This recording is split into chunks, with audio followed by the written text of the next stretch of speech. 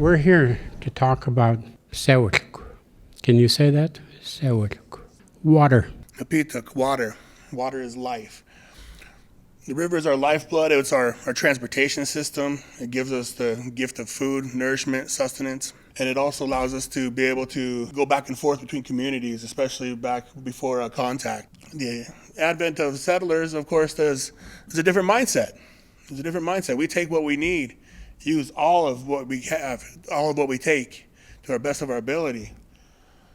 You start the overfishing happening. The sturgeon are a vital part of our life, from not just for sustenance, but for the markers and the seasons that tell us where they're at, to spiritual help as well. They're very vital to our culture. My wise friend Wendell Berry says there are two kinds of places on earth: sacred places and desecrated places.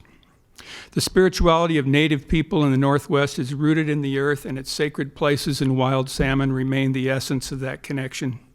Brownlee, Oxbow, Hell's Canyon, and Grand Coulee dams unleash total desecration on the tribes by extirpating their connection.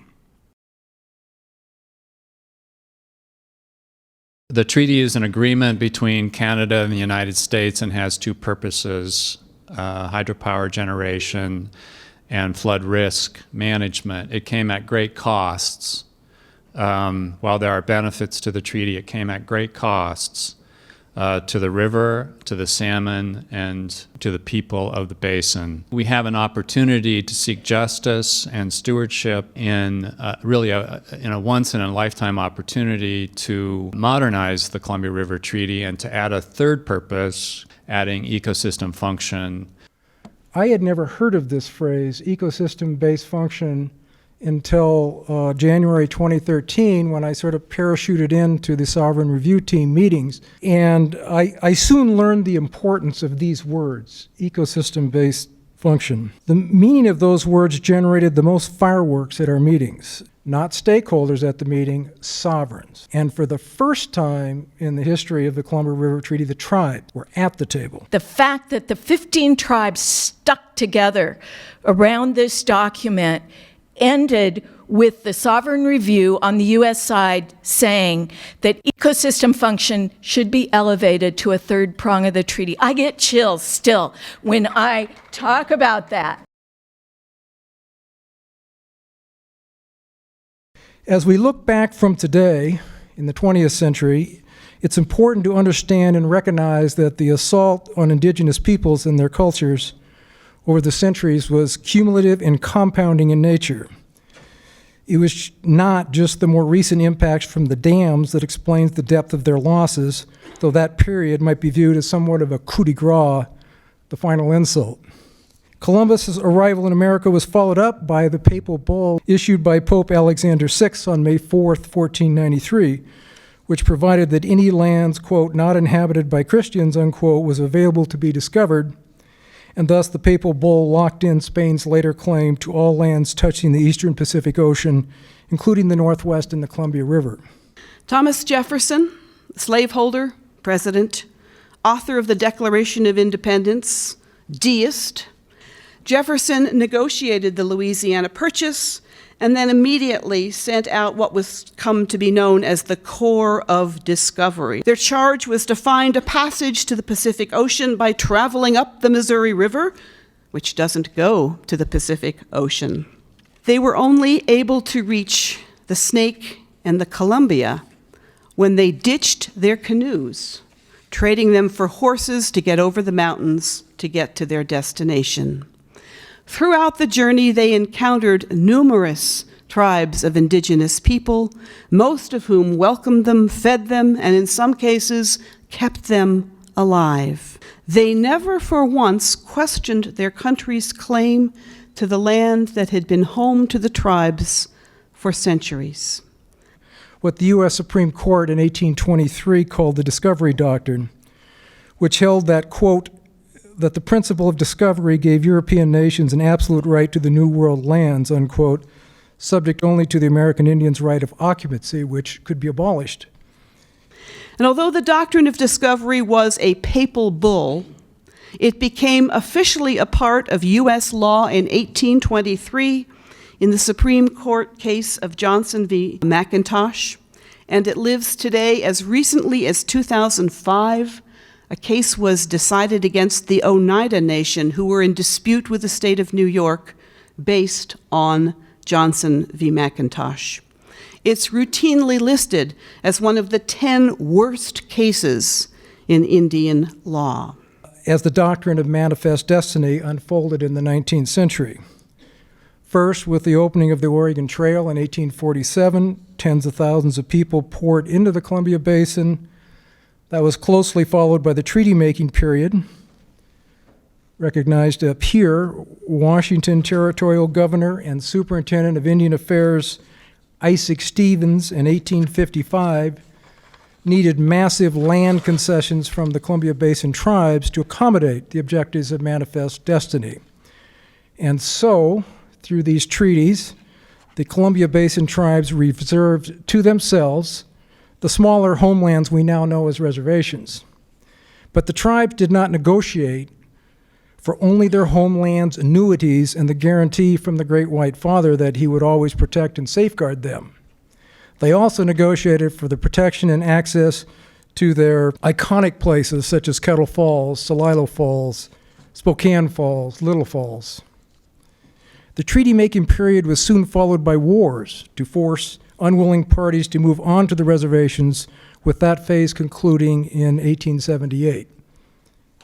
And then the real floodgates opened when in 1883, the Northern Pacific Railroad connected the Northwest to the Midwest, and in addition to settlers and miners, major industries moved west to exploit resources. My great uncle was still remembered he was the last generation active in the fishing. 1926 was the last salmon run. They went to see why the salmon didn't come up the river that year. The Indian tribes and First Nations continued to fish at their usual and accustomed places, but things were changing on the river. Their nets were no longer full. Salmon runs were nosediving due to an explosion of commercial fishing and canning operations that proliferated throughout the Northwest. At the same time, commercial logging operations, mining, and irrigation projects proliferated in the Columbia Basin, impacting fisheries and fish habitat. And in many cases, even the Indians' right to engage in tribal fishing, rights guaranteed in the treaties, was met with fierce resistance by Western states and their non-Indian fishermen constituents. Tribal fishermen often found themselves behind bars in state jails with sore heads for exercising their treaty rights. And then came the big dams. This is Grand Coulee Dam, the granddaddy of them all, the largest electric generator in North America. It was built without fish ladders and unilaterally, without consultation with Indian tribes and First Nations, and practically no consultation with Canada. It terminated the salmon runs above the dam for 645 miles all the way to the source of the river at Columbia Lake. The United States Army Corps of Engineers understood that Libby was a very important kingpin in the system for controlling flooding at Bonners Ferry. That's what they were trying to accomplish. So they came to the International Joint Commission in 1951 and they said, can we build Libby? Canada rejected it.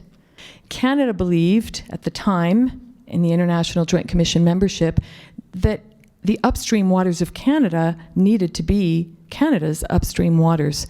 And it was in that response, that first response in 51, that the first threat of diversion came up. In 1953, legal experts confirmed Canada's right to divert their upstream waters. The initial reaction by the United States in 1951-52 was, well, you can't do that. And in fact, legal experts confirmed that they could. In 1954, the U.S. reapplied to build Libby, and Canada rejected it again. 1959, continued opposition to Libby. And in 1960, a man named General MacNaughton on the Canadian International Joint Commission was dropped from the Canadian negotiating team. And in 1961, the treaty signed by both countries included the U.S. option to construct Libby. The result of that firm stand was something that we all know of today as the Canadian entitlement. Well, after the signing, the U.S. ratified the treaty in March of 1961 with a vote of 99-1. Canada took 3 more years to ratify the treaty. And my book goes into the details of why that controversy took place. And at the heart of it all was General MacNaughton and Libby Dam. You've got the MacNaughton Plan that he was vociferously promoting across Canada, and the Columbia River Treaty Plan. So lest we forget these important things about the Canadian entitlement, historically it's tied to the dispute over the Libby Dam, and it's a principle of fairness, 50-50. It does not include any power profits made from water storage behind Libby Dam. The Canadian entitlement doesn't have anything to do with Libby Dam. All of the U.S. power profits stay in the U.S.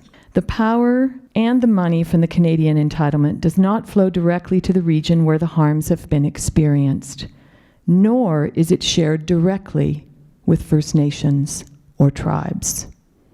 These are all ethical issues that touch on the need for the Canadian entitlement to be discussed in the context of the wrongs that have been inflicted on our Indigenous people and on our settlers.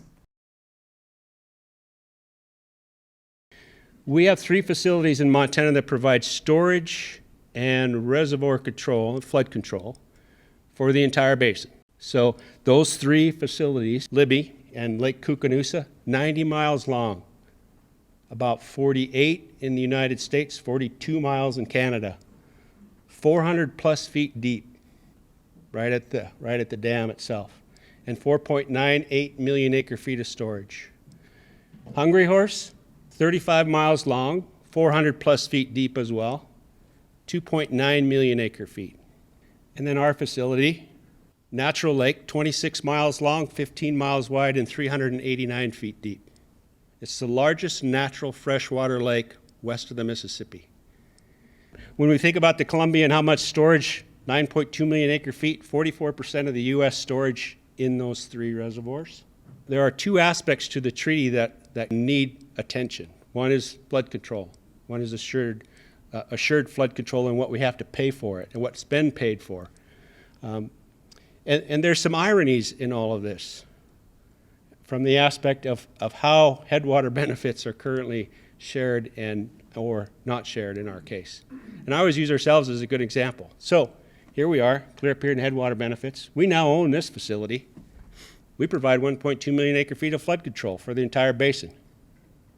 We get paid and have gotten paid 0 for that. Absolutely nothing.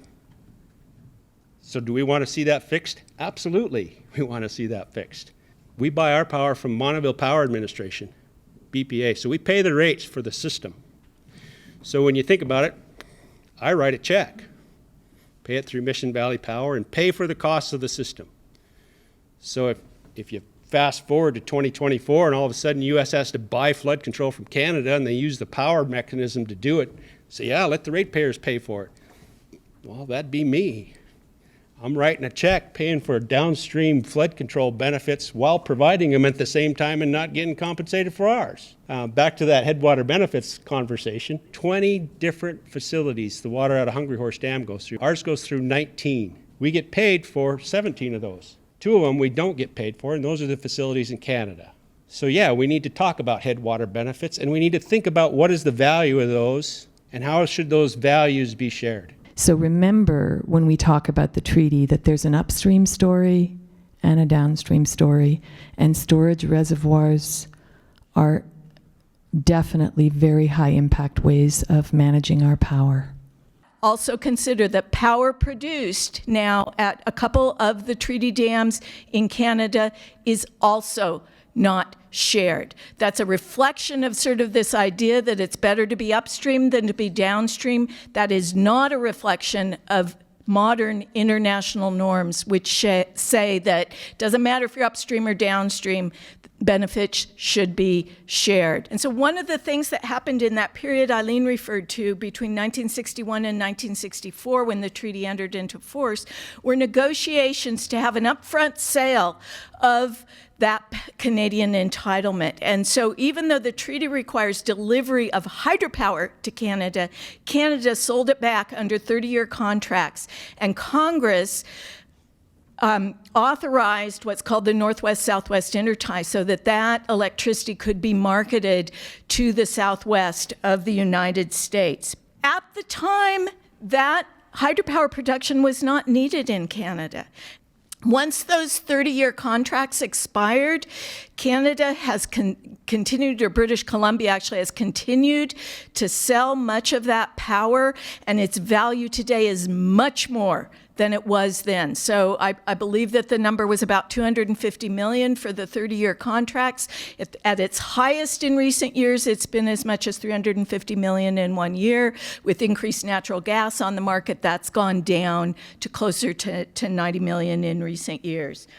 The United States paid $65 million to Canada for 60 years of a very low-risk flood control program. So a very, very high level, in other words, of protection from flood. 60 years.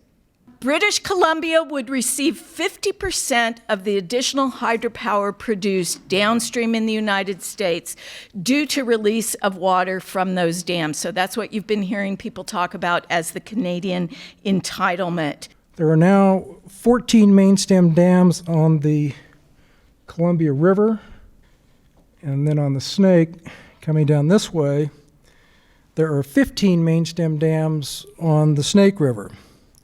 Of course, Grand Coulee on the Columbia, Dworshak on the North Fork of the Clearwater, and Hells Canyon on the Snake had no ladders. So when those dams were built, all of those basins above those dams lost salmon. Once Libby Dam was built, 40% of all the storage in the United States are in Montana at these facilities.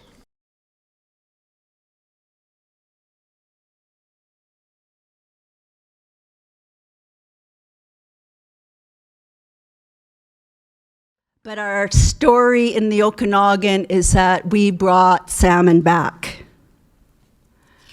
We negotiated on the ground while those high-level discussions were going back.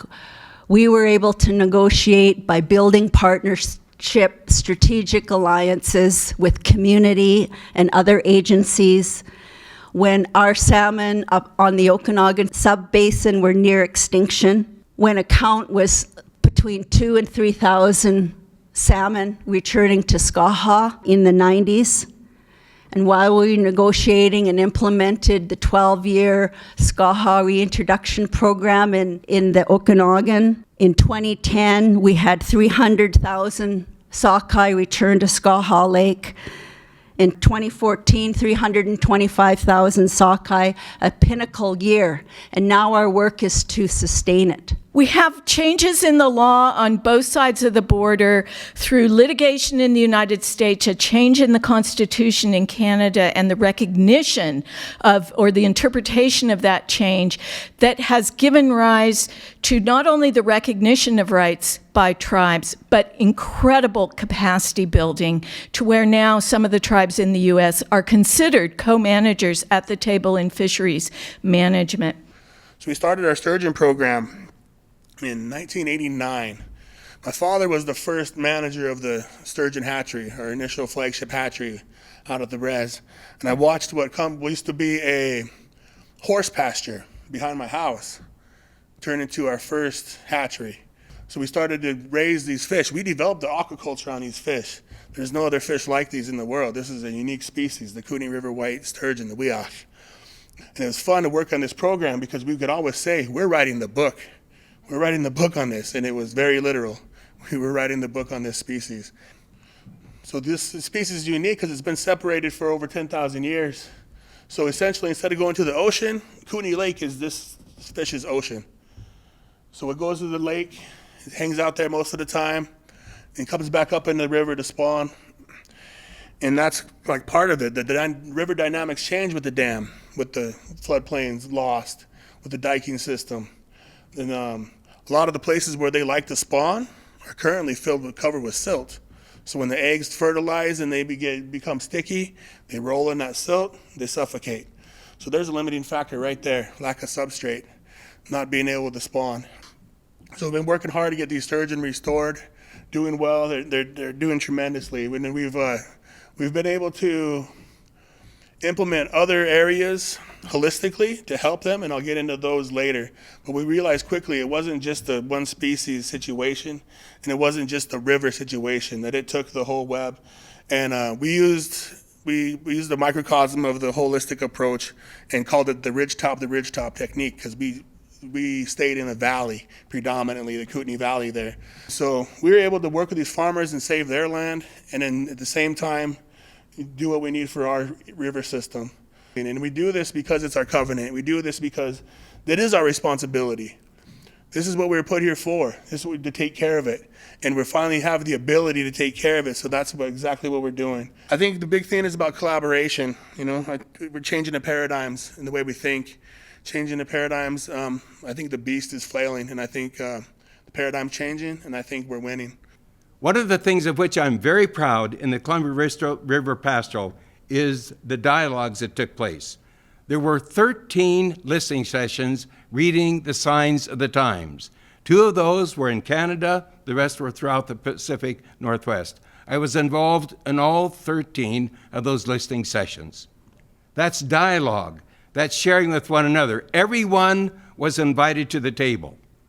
And then finally, I would say about the Columbia River Pastoral, there's almost nothing about climate change.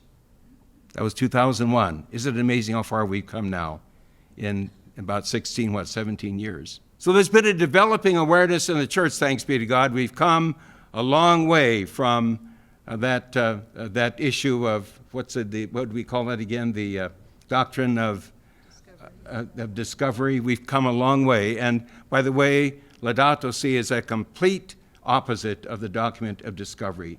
Complete opposite.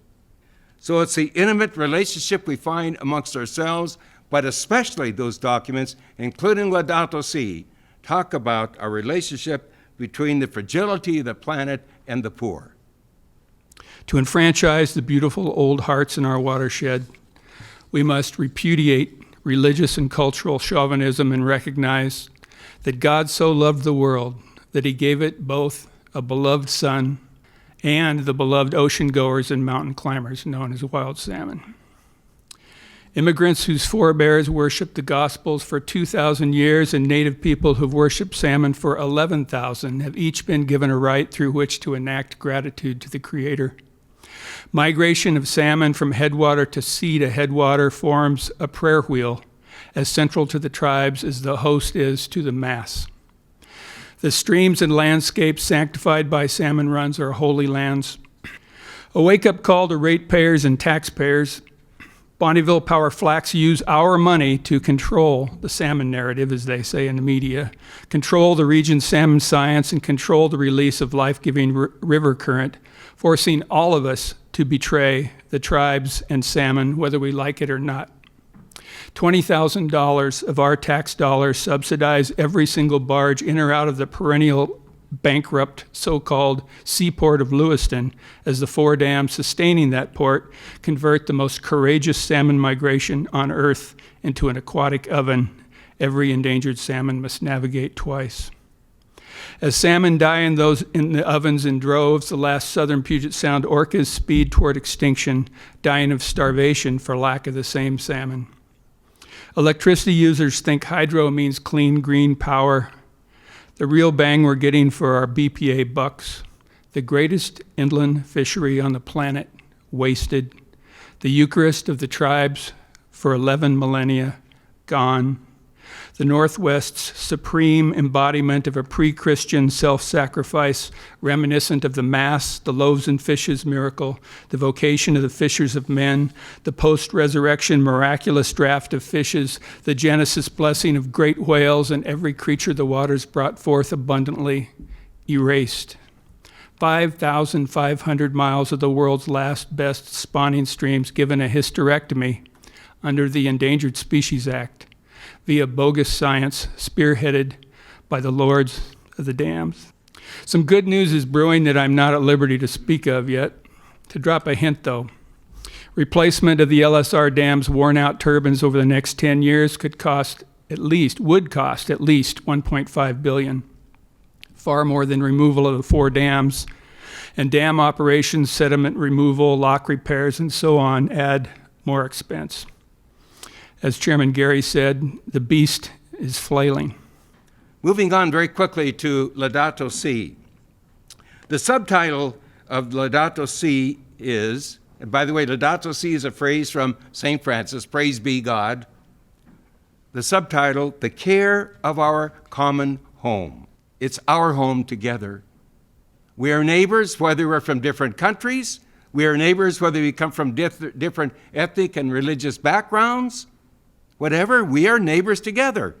And hope to God that whatever happens in terms of the negotiation or the renegotiation of the treaty by 2025, that all of the voices will be heard and respected. As Pope Francis has said again and again, we're in this together.